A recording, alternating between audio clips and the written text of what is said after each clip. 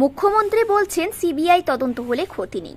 যে জিনিসটা লুকোনোর ছিল সেটা তো ধ্বংস করে দিয়েছেন মুখ্যমন্ত্রী। ভুল বুঝিয়ে দেহ নিয়ে গিয়ে পুড়িয়ে দেওয়া হয়েছে। বিস্ফোরক মন্তব্য তমলুকের সাংসদের। নন্দকুমারে আরজি করের ঘটনার প্রতিবাদে তমলুক সাংগঠনিক জেলার বিজেপি যুব মোর্চার পক্ষ থেকে প্রতিবাদে মিছিল সংঘটিত হয়। উপস্থিত ছিলেন তমলুক লোকসভার সাংসদ অভিজিৎ গাঙ্গুলি ও রুদ্রনীল ঘোষ। প্রতিবাদ মিছিল থেকেই বিস্ফোরক তমলুকের সাংসদ অভিজিৎ গাঙ্গুলি বলেন, মুখ্যমন্ত্রী আজকে বলছেন সিবিআই হলে আমাদের ক্ষতি নেই, আমাদের লুকোবার কিছু নেই। আপনার লুকোবার যে জিনিসটা ছিল সেটা তো ধ্বংস করে দিয়েছেন, ডেড বডিটা পুড়িয়ে দিয়েছেন। এইবার বলছেন সিবিআই হোক। ডেড বডি ছাড়া সিবিআই কি দেখবে? যে কতজন মিলে এই মেয়েটিকে আক্রমণ করা হয়েছিল, কতজন মিলে তাকে মেরে দেওয়া হলো।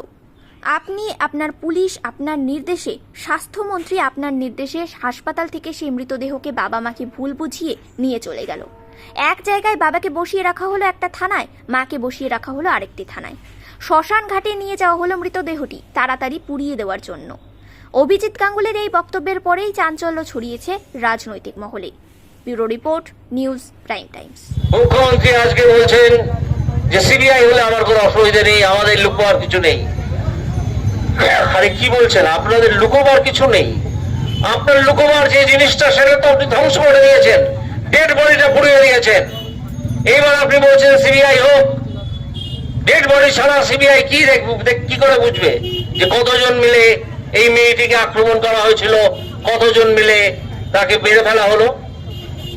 আপনি, আপনার পুলিশ আপনার নির্দেশে, কারণ আপনি পুলিশ মন্ত্রী, আপনি স্বাস্থ্যমন্ত্রী, আপনার নির্দেশে মৃতদেহটিকে সেই হসপিটাল থেকে বাবা মাকে ভুল বুঝিয়ে নিয়ে চলে গেল এক জায়গায়। বাবাকে বসিয়ে রাখা হলো একটি থানায়, মাকে বসিয়ে রাখা হলো আরেকটি থানায়। শ্মশান ঘাটে নিয়ে যাওয়া হলো, বাবা মাকে সেই সব থানা থেকে শ্মশান ঘাটে নিয়ে এসে মৃতদেহটি তাড়াতাড়ি পুড়িয়ে দেওয়া হলো। কেন হলো?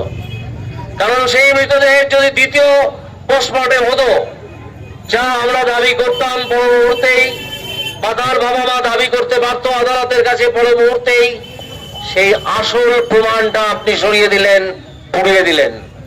দিয়ে আপনি নেকা সাজছেন যে সিবিআই হলে আমার কোনো অসুবিধা নেই। এর আগে যে কটা সিবিআই হয়েছে তার মধ্যে সবচেয়ে বেশি 14টা সিবিআই এর তদন্তের আদেশ দিয়েছি আমি, আপনাদের সাংসদ। যখন বিচারপতি ছিলাম তখন প্রত্যেকটায় তো আপত্তি করেছেন, প্রত্যেকটায় তো সুপ্রিম কোর্টে গেছেন, একটা ওয়ার্ড করে পারেনি। আজ আপনার হঠাৎ সুর নরম হয়ে গেল কেন? কারণ আপনি আসল যে প্রমাণ, ডেড বডি, সেটাকে লুকিয়ে ফেলেছেন, সেটাকে পুড়িয়ে দিয়েছেন। তাই আপনার গলায় এত জোর নেকা সেজে কান্না ভেজা গলায় অভিনয় করছেন যে সিবিআই হলে আমার কোনো আপত্তি নেই, আমাদের লুকোবার কিছু নেই। আপনাদেরই লুকোবার সবকিছু আছে। এখনো পর্যন্ত যদি সিবিআই এর তদন্ত শুরু হয় তাহলেও বোঝা যাবে যে আসল খুনি কে বা কারা। একটি ছেলেকে আপনারা ধরলেন, তার দেহে কোনো ক্ষতচিহ্ন আছে কিনা তার কোনো প্রমাণ না নিয়ে, রেকর্ড না রেখে তাকে গালদে পুড়ে দিলেন, তাকে কোর্টে হাজির করলেন। এইটা তো করলেন সেই ছেলেটি যাতে দ্রুত মুক্তি পায়, সেই জন্যে তার প্রথম ডিফেন্স হবে কোর্টে যে হুজুর আমাকে তো ধরে আনা হলো, কিন্তু আমার গায়ে তো কোনো ক্ষতচিহ্ন ছিল না, কোনো আচরণের চিহ্ন ছিল না।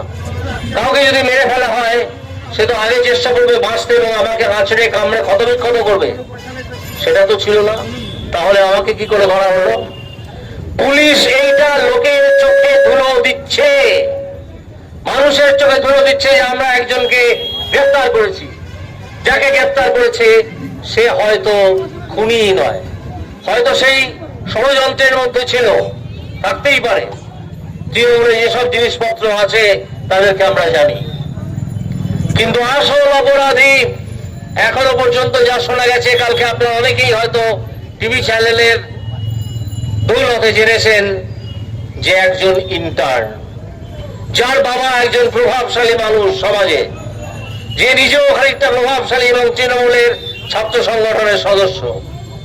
সেদিন কেন সকালবেলা থেকে একজন তৃণমূলের অত্যন্ত কুখ্যাত ডাক্তারের নেতা, যিনি কুকুরের ডায়ালিসিস করতে পিজি হসপিটাল অব্দি গিয়েছিলেন, তিনি সকাল থেকে মৃতদেহ পোড়ানো অব্দি বসেছিলেন? কাকে পাহারা দিচ্ছিলেন, কাকে রক্ষা করছিলেন? আপনার কিসের এত আশা সেখানে বসে থাকার? কেন আপনি বসেছিলেন? এই সব তদন্তে উঠে আসবে। আমরা সিবিআই চাইছি, আমরা সিবিআই চাইবো। কালকে তার বাবা এবং মা জানিয়েছে যে একজন সিনিয়র পুলিশ অফিসার তাদেরকে বলেছে আপনারা চুপ করে থাকুন, আমরা আপনাদের টাকা দেবো। তার বাবা প্রশ্ন তুলেছে যে এটা সুপারি কিলার দিয়ে বানানো হয়তো। অর্থাৎ বুঝে নিন যে এই মেয়েটিকে যেভাবে খুন করা হয়েছে সেটা তার পরিবারও বিশ্বাস করছে না, আমরা যারা এখানে হাজির আছি আমরাও কেউ বিশ্বাস করছি না।